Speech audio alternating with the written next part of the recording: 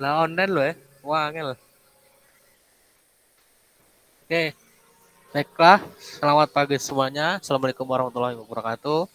Perkenalkan, di sini kami dari kelas TMA dari kelompok 5 akan membahas mengenai kimia nuklir. Sebelumnya kita akan perkenalkan dulu saya sebagai moderator yaitu Muhammad Isan dengan NIM 2105 0754 001. Kemudian ada rekan kami Afdadillah Audrey Sandi Santika dengan NIM 210507540006. Ismail dengan NIM 210507540119. Saya Rizky Setio Nugroho dari NIM 21050754020. Oke, selanjutnya di sini ada garis besar mengenai reaksi nuklir. Yang pertama ada sinar kosmik, kemudian ada kinetik radioaktif, ada nuklir reaksi, ada interaksi radio, kemudian ada kestabilan nuklir, ada transmutasi, fisi dan fusi, kemudian ada modern medical imaging method atau metode-metode. Oke. Baiklah, yang di sini ada cosmic rays dan carbon dating.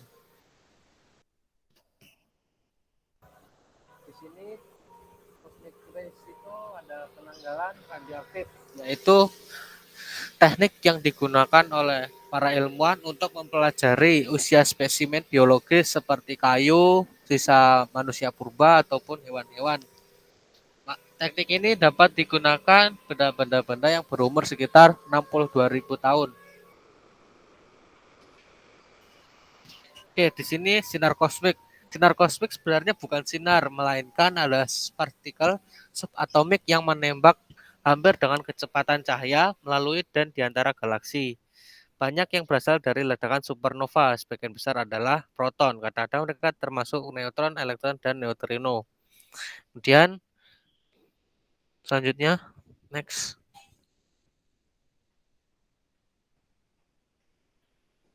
Next. Efek samping dari perubahan karbon 14 di atmosfer. Salah satu efek di samping ini adalah menentukan tahun kelahiran seorang, khususnya jumlah karbon 14 di dalam enamal atau konsentrasi karbon 14 di lensa mata. Oke, selanjutnya. Karbon 14 diproduksi dalam pendingin reaktor air PWR dan reaktor air bertekanan PWR.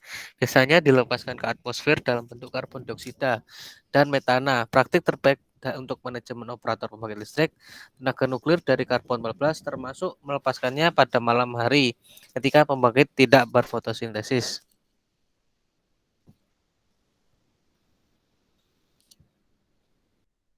Oke, selanjutnya akan dijelaskan oleh rekan kami. Kemudian yaitu radioactivity and nuclear reaction. Next.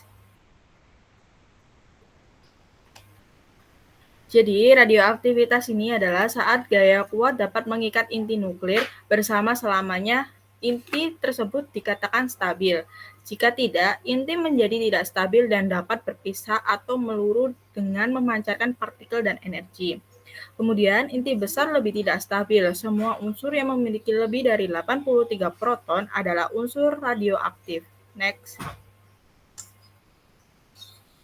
Apa sih itu isotop? Jadi isotop adalah atom unsur yang sama bisa memiliki jumlah neutron yang berbeda di dalam inti. Atom-atom isotop sebuah unsur memiliki jumlah proton dan elektron yang sama dan memiliki sifat-sifat kimiawi yang sama. Next. Jadi isotop adalah apa yang para ilmuwan disebut dua atau lebih bentuk dari unsur yang sama. Jika Anda dapat melihat atom dari dua isotop yang berbeda, Anda akan menemukan jumlah proton yang sama, tetapi jumlah neutron yang berbeda dalam inti atau inti atom. Selanjutnya akan dilanjutkan oleh rekan kami, Ismail.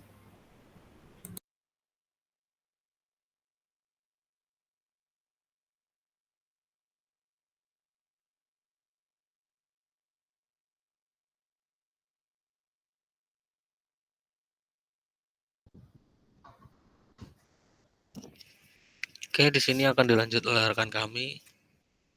Mungkin bisa on cam.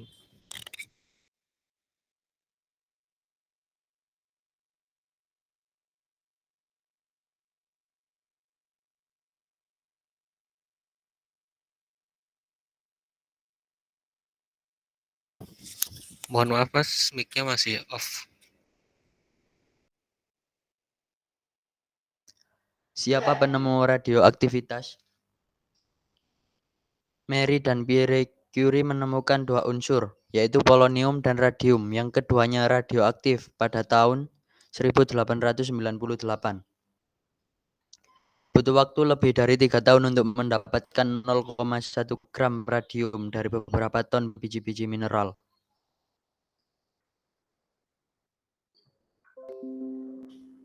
Peluruan radioaktif.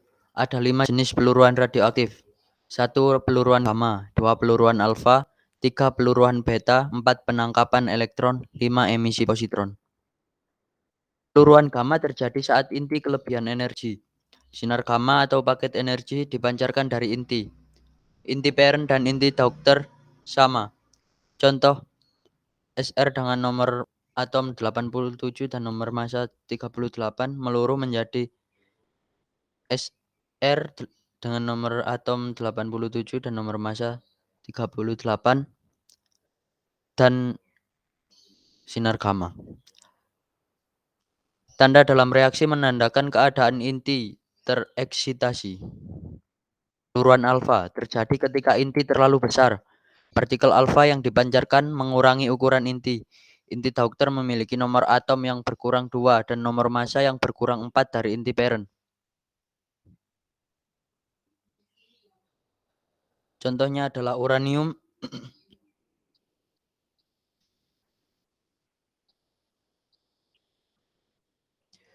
dengan nomor atom 9 dengan nomor massa 238 dan nomor atom 92 meluruh menjadi thorium dengan nomor massa 234 dan nomor atom 90. Peluruan beta terjadi karena inti memiliki neutron terlalu banyak dibanding proton. Neutron berubah menjadi proton dan memancarkan elektron. Inti daughter memiliki nomor atom bertambah 1 dan nomor massa yang sama dengan inti parent. Penangkapan elektron terjadi karena inti memiliki proton terlalu banyak dibanding neutron. Proton menangkap elektron dan berubah menjadi neutron. Inti daughter memiliki nomor atom yang berkurang 1 dan nomor massa yang sama dengan inti parent. Emisi positron. Seperti penangkapan elektron, emisi positron terjadi karena inti memiliki terlalu banyak proton dibanding neutron. Proton memancarkan positron dan berubah menjadi neutron. Inti daughter memiliki nomor atom kurang dari 1 dan nomor massa yang sama dengan inti parent. Peluruan radioaktif melibatkan inti yang tidak stabil, memancarkan partikel atau sinar dalam proses menjadi inti yang lebih stabil.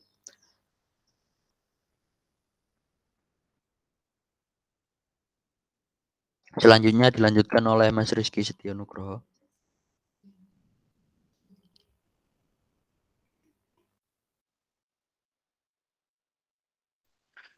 Aktivitas. Aktivitas bahan radioaktif adalah laju peluruan atom. Jika N dalam kurung T dalam jumlah atom yang ada pada waktu T, maka aktivitas R adalah R sama dengan min dN per dt.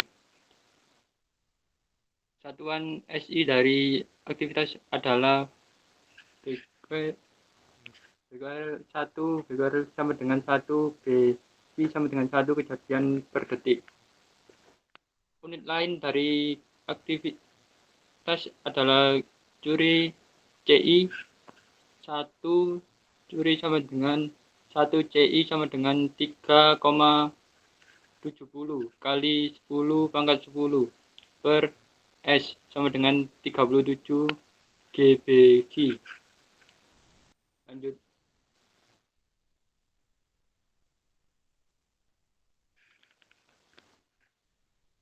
Waktu paruh.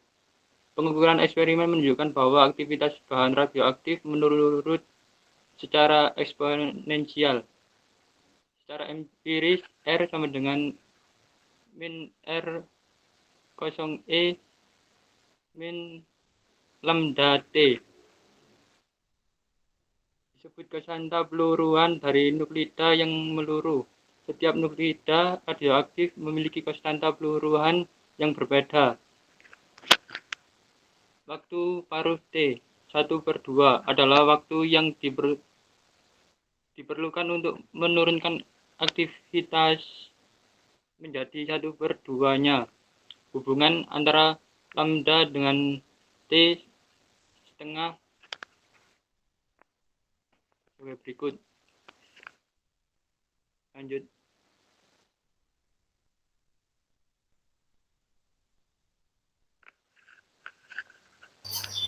Selanjutnya, saya akan menjelaskan tentang kinetics of radioactive decay. Next. Jadi, peluruan radioaktif ini meliputi unsur radioaktif yang memiliki inti atom. Inti atom ini terdiri atas proton dan neutron yang dinamakan dengan nuklida. Nuklida ini ada yang bersifat tidak stabil dan ada yang bersifat stabil. Nuklida tidak stabil akan mengalami proses peluruan radioaktif sampai terbentuknya nuklida yang stabil. Peluruan radioaktif ini merupakan proses perubahan dari inti yang stabil yang tidak stabil menjadi inti yang stabil dengan memancarkan sinar alfa, sinar beta, dan sinar gamma. Ketiga sinar ini mempunyai sifat-sifat sebagai berikut. Notasi sinar alfa yaitu 42 alfa atau 42 helium. Karena sinar alfa sama dengan inti helium, sedangkan sinar beta yaitu 0,1 beta atau 0-1 elektron karena sinar beta ini sama dengan partikel elektron. Sedangkan notasi gamma yaitu 00 gamma karena sinar gamma ini merupakan gelombang elektromagnetik yang memiliki frekuensi yang sangat tinggi. Massa sinar alfa yaitu 4 SMA, sedangkan sinar beta yaitu 0 SMA, dan sinar gamma yaitu 0 SMA. SMA adalah satuan massa atom.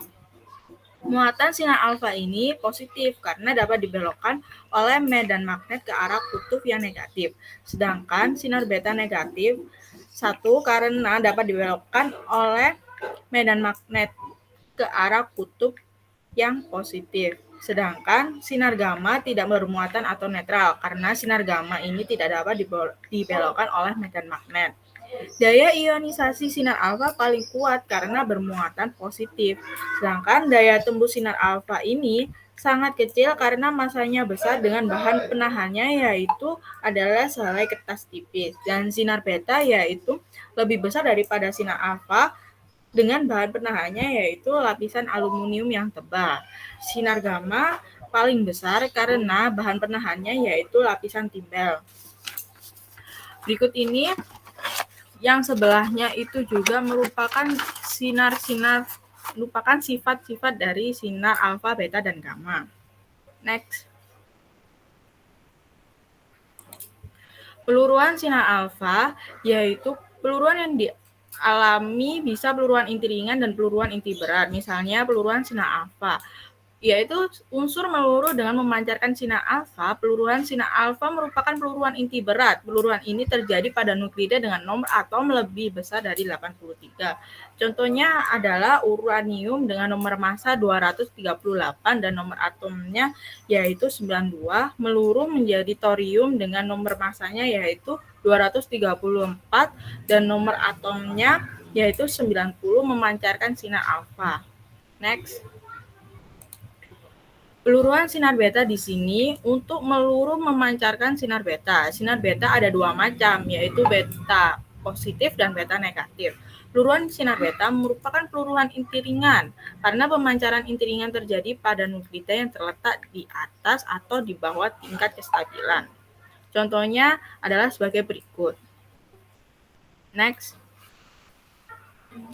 Peluruan sinar gamma, yaitu unsur meluruh dengan memancarkan sinar gamma. Contohnya yaitu kobal.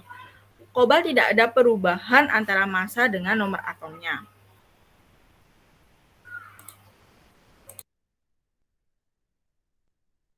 Oke, selanjutnya Nuclear Oke, nuclear stability. Stabilitas nuklir adalah konsep yang membantu mengidentifikasi stabilitas isotop. Untuk mengidentifikasi kestabilan suatu isotop, diperlukan perbandingan antara neutron dan dengan proton. Untuk menentukan kestabilan suatu isotop, dapat digunakan perbandingan neutron per proton atau N per Z. Untuk memahami konsep ini, ada bagan nuklida yang dikenal sebagai bagan Segre. Bagan ini menunjukkan plot nuklida yang diketahui sebagai fungsi dari nomor atom dan neutronnya.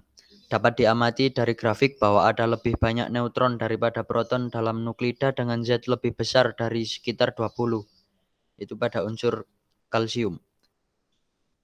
Ini neutron tambahan diperlukan untuk stabilitas inti yang lebih berat. Kelebihan neutron bertindak agak seperti lem nuklir. Neutron menstabilkan inti karena mereka menarik satu sama lain dan proton yang membantu mengimbangi tolakan listrik antara proton. Akibatnya dengan bertambahnya jumlah proton, diperlukan peningkatan rasio neutronnya terhadap proton untuk membentuk inti yang stabil. Jika ada terlalu banyak atau terlalu sedikit neutron untuk jumlah proton tertentu, inti yang dihasilkan tidak stabil dan mengalami peluruhan radioaktif. Isotop yang tidak stabil meluruh melalui berbagai jalur peluruhan radioaktif. Paling sering peluruhan alfa, peluruhan beta, atau penangkapan elektron. Banyak jenis peluruhan langka lainnya seperti fisi spontan atau emisi neutron yang telah diketahui. Perlu dicatat bahwa semua jalur peluruhan ini dapat disertai dengan emisi berikutnya dari radiasi gamma. Peluruhan alfa atau beta secara murni sangat jarang terjadi. Stabilitas nuklir tabel periodik. Dari 82 unsur pertama dalam tabel periodik, 80 memiliki isotop yang dianggap stabil. Teknisium, prometium, dan semua elemen dengan nomor atom di atas 82 tidak stabil dan terurai melalui peluruhan radioaktif. Tidak ada unsur berat yang belum ditemukan dengan nomor atom di atas 110 yang diharapkan stabil. Oleh karena itu, timbal dianggap sebagai unsur stabil terberat untuk masing-masing dari 80 elemen stabil. Jumlah isotop stabil diberikan, misalnya timah memiliki 10 isotop stabil. Berikut adalah gambar tabel periodik yang kita kenal saat ini. oke, kita akan masuk ke materi berikutnya. Energetic of nuclear reaction. Lanjut. Hubungan antara massa dan energi dinyatakan dalam persamaan yang dituturkan oleh Albert Einstein sebagai berikut. E sama dengan mc kuadrat, di mana c adalah kecepatan cahaya dinyatakan dalam meter per detik. M adalah perubahan neto massa dalam kilogram. E adalah energi yang dihasilkan dalam satuan joule. Satuan umum lainnya untuk mengekspresikan energi adalah mega elektron volt atau MeV. 1 EV sama dengan 16.022 kali 10 pangkat min 19. Lanjut.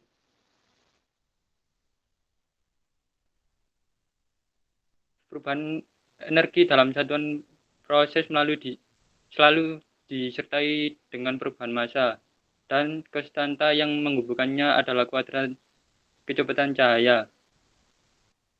Penyeimbang persamaan dan penghitungan stoikiometri pada prinsip bahwa massa kekal, tidak berubah dalam reaksi kimia. Dalam reaksi nuklir, energi adalah ordo besarnya lebih besar daripada dalam reaksi kimia.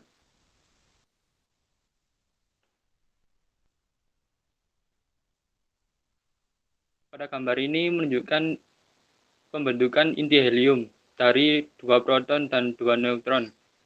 Dalam proses ini, helium memiliki massa 0,0305 U. Artinya massa inti helium yang ditentukan secara eksperimental adalah 0,0305 U less daripada massa gabungan 2 proton dan 2 neutron.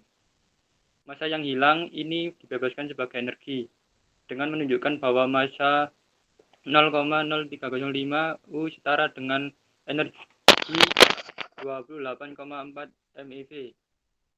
Karena ini adalah energi yang dilepaskan dalam pembentukan inti helium, maka disebut energi ikatan inti. Dilihat dengan cara lain, inti helium harus menyerap 28,4 MeV untuk menyebabkan proton dan neutronnya lebih besar daripada nukleon. Nukleon adalah partikel nuklir, proton, dan neutron. Oke, baiklah. Materi berikutnya itu transmutasi, fisi, dan fusi.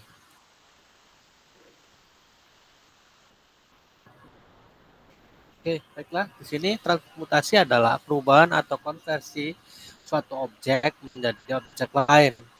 Transmutasi unsur kimia terjadi melalui reaksi nuklir yang disebut dengan transmutasi nuklir. Transmutasi di sini dibagi menjadi dua, yaitu transmutasi alami serta transmutasi buatan. Untuk yang alami terjadi apabila unsur yang tidak stabil radiostop untuk dapat menjadi unsur stabil, meliputi peluruan alfa, peluruan beta negatif, dan peluruan gamma. Dan ada transmutasi buatan, yaitu perubahan inti atom yang sengaja dilakukan oleh manusia di dalam sebuah reaktor.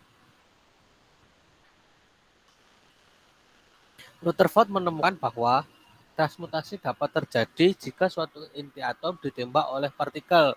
Yang dapat kita ketahui itu yang dilakukan melalui sinar kosmik tadi. Kemudian partikel tersebut harus memiliki energi yang cukup untuk yang masuk ke inti atom, sehingga digunakan akselerator untuk mempercepat partikel.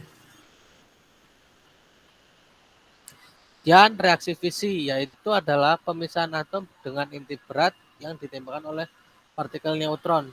Di saat atom berat ditembak oleh partikel, inti atom akan pecah menjadi dua yang bersifat lebih ringan, disertai dengan pelepasan energi yang besar. Energi yang dihasilkan reaksi fisi ini 1 juta kali lebih banyak dibanding dengan sumber energi lain. Oleh karena itu, mengapa reaksi fisi ini banyak digunakan sebagai pembangkit tenaga listrik.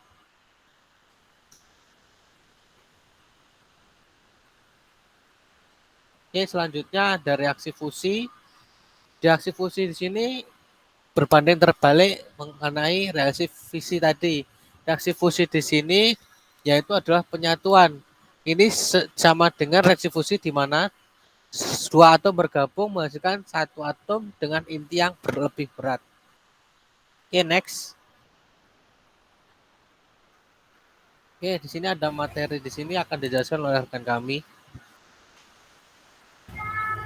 Selanjutnya yaitu the interaction of radiation and matter. Next. Jadi partikel radiasi ini dibagi menjadi 3 golongan: deposisi energi dan hamburannya. Yang pertama itu partikel yang bermuatan. Partikel bermuatan ini terdiri atas elektron negatif, elektron positif, proton, neutron, dan alfa. Yang kedua yaitu foton. Foton ini terdiri atas sinar alfa dan sinar gamma. Yang ketiga yaitu neutron. Next. Partikel tersebut dapat berinteraksi dengan materi menghasilkan suatu fenomena. Partikel foton umumnya memiliki satu atau beberapa interaksi atau bahkan tidak ada interaksi dan dilemahkan secara eksponensial. Pada elektron, jumlah interaksi banyak dan pelemahan energi terjadi secara bertahap sampai elektron berhenti. Hal tersebut diekspresikan dalam bentuk jangkauan elektron dan daya material. Next. Jadi fenomena yang terjadi pada interaksi foton dengan materi yang pertama yaitu efek fotoelektrik, yang kedua yaitu hamburan Thomson, yang ketiga yaitu hamburan Compton, yang keempat yaitu hamburan koheren, yang kelima yaitu hamburan inkoheren, yang keenam yaitu pair and triplet production. Pada fotoelektrik ini terjadi saat foton yang datang berinteraksi dengan elektron yang berada di kulit atom, sehingga elektron keluar dari atom. Syaratnya yaitu energi foton lebih besar daripada energi ikat elektron. Kulit atom yang paling mungkin kehilangan elektron adalah kulit yang memenuhi syarat tersebut dan memiliki energi ikat tertinggi. Pada hamburan Thomson, yaitu yang ditemukan oleh J.J. Thomson, hamburan foton akibat elektron selanjutnya dijuluki hamburan Thomson. Foton datang pada satu elemen kecil dV lalu terhambur dengan sudut dan elemen sudut ruang. Pada hamburan itu, elektron atau elemen dapat dalam keadaan yang bebas, diam, dan sendiri. Dengan mengintegrasi semua sudut ruang, maka diperoleh persamaan berikut ini. Jadi penurunan cross-section pada hamburan Thomson ini berdasarkan pada fisika klasik dan berlaku hanya pada interaksi dengan batas energi yang rendah. Selanjutnya akan disampaikan oleh rekan saya, Ismail. Hamburan koheren. Berbeda dengan hamburan Thomson, pada hamburan ini foton terhambur bersama pada elektron yang tidak bebas. Tidak ada energi yang hilang pada foton ketika terjadi transfer momentum ke atom, dan foton terhambur dengan sudut. Penghamburan oleh elektron yang berbeda dalam fase dan distribusi sudut yang dihasilkan ditentukan oleh pola interferensi yang merupakan karakteristik atom.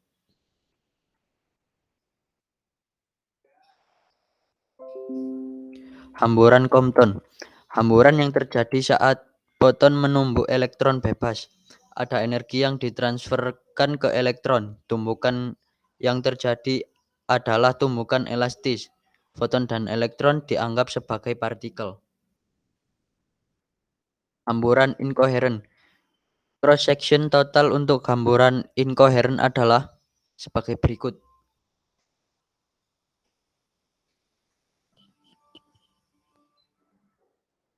Pair and triplet production. Triplet production ketika foton berenergi tinggi lewat mendekati nukleus atom, maka akan menghilang dan muncul pasangan elektron-positron karena berinteraksi dengan medan kolom. Maka untuk persamaannya yaitu sebagai berikut. Hv sama dengan T positif plus T negatif plus 2 M0 C kuadrat. Energi ambangnya yaitu 2 M0 C kuadrat.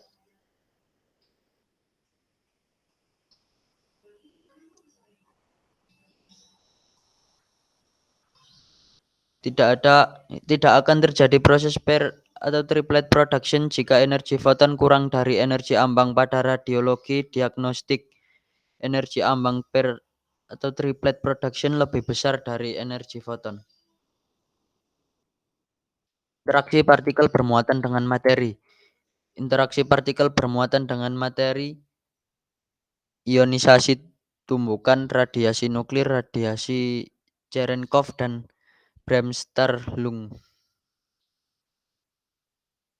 Ketika elektron mendekati nukleus, maka akan meradiasikan energi dalam bentuk radiasi gelombang elektromagnetik. Energi hilang karena partikel bermuatan melewati materi. Proses tersebut dapat terjadi akibat adanya daya henti. Daya henti yaitu S sama dengan dt per dx. Daya henti massa yaitu S per P sama dengan 1 per P kali dt per dx.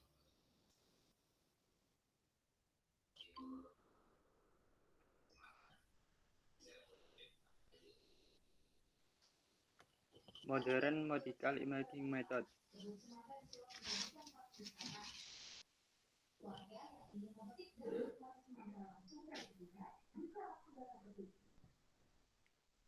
Kedokteran nuklir adalah pelayanan penunjang terapi yang memanfaatkan sumber radiasi terbuka dari disintegrasi inti radionuklida yang meliputi pelayanan diagnostik melalui pemantauan proses fisiologi, metabolisme, dan terapi. Berbagai penemuan radionuklida terus diupayakan sejalan dengannya pengembangan peralatan teknologi nuklir. Perkembangan dalam penggunaan alat diagnostik ditandai dengan perkembangan alat pendeteksi radiasi. Kemudian dikembangkan dengan alat dengan kemampuan pencitraan sederhana berupa rectilinear scanner.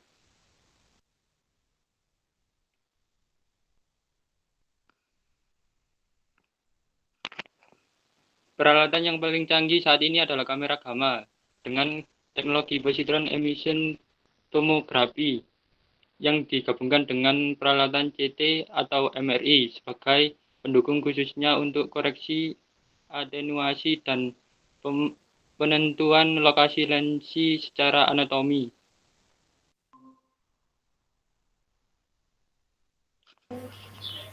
Sistem deteksi radiasi. Penceritaan dalam bidang kedokteran nuklir melalui deteksi sinar gamma, sinar X, dan pada pemeriksaan positron emission tomografi, kamera gamma akan mendeteksi densitas sinar gamma per unit area, energi, dan arah cahayanya. Apabila cahaya tunggal dari foton yang digunakan, maka cahaya tersebut harus diarahkan menggunakan kolimator geometrik. Pada deteksi sinar koinsiden ditemukan gambaran yang unik dari anihilasi positron.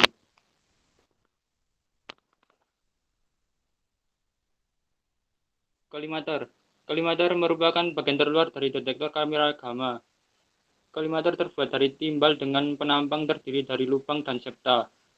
Fungsi kolimator adalah untuk seleksi sinar gamma yang mana boleh mencapai kristal, sehingga sinar gamma yang masuk ke satu area pada kristal detektor hanya dari satu area pada organ yang diperiksa.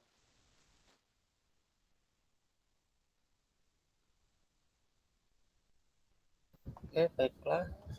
Dapat kita simpulkan dari materi kimia nuklir yaitu ada reaksi nuklir yang dari buatan maupun alami. Kemudian reaksi nuklir di sini dapat kita manfaatkan sebagai kehidupan sehari-hari, salah satunya sebagai pembangkit listrik serta di bidang kedokteran untuk memeriksa pasiennya. Seperti yang sudah disebutkan oleh rekan saya tadi di atas. Oke, sekian dari kelompok kami. Kurang lebihnya saya mohon maaf. Assalamualaikum warahmatullahi wabarakatuh. Waalaikumsalam warahmatullahi wabarakatuh. Waalaikumsalam warahmatullahi wabarakatuh.